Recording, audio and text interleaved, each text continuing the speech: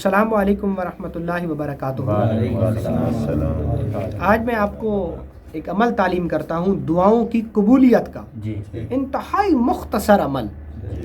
اگر کوئی شخص صاحب مستجاب دعا بننا چاہتا ہے کہ میں جو دعا اللہ سے کروں اللہ میری اس دعا کو قبول فرمائے، تو وہ اس عمل کو کرے۔ اور مزے کی بات یہ ہے کہ یہ عمل ہمارے ہی کارواں سورہ اخلاص سے متعلق ہے۔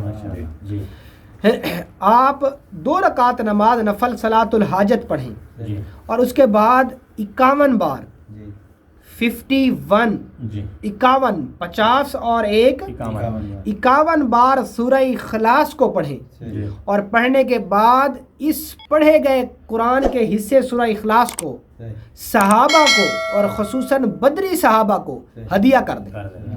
بدری صحابہ کو ہدیہ کر دیں اور پھر ان کے وسیلے سے اللہ سے دعا کریں، اللہ آپ کی اس دعا کو فوراً قبول فرما لے گا۔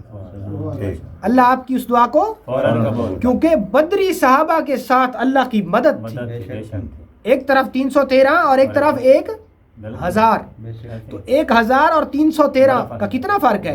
تو ان کے ساتھ اللہ کی مدد آئی تھی۔ تو جب آپ ان کو یہ کلام کا ہدیہ پیش کریں گے اور اللہ نے فرمایا کہ میں بدر والوں سے راضی ہو گیا، تو جب آپ ان کے اللہ کے نیک اور برگزیدہ ہستیوں کا وسیلہ دے کر اللہ سے دعا مانگیں گے تو اللہ رب العزت آپ کی دعا کو ضرور قبول فرمائیں گے۔ یہ چھوٹا سا عمل ہے، آپ اس کو کر کے دیکھیے گا، انشاءاللہ العزیز اس کے اندر بڑی پرتاثیر طاقت ہے۔ ٹھیک ہے جی؟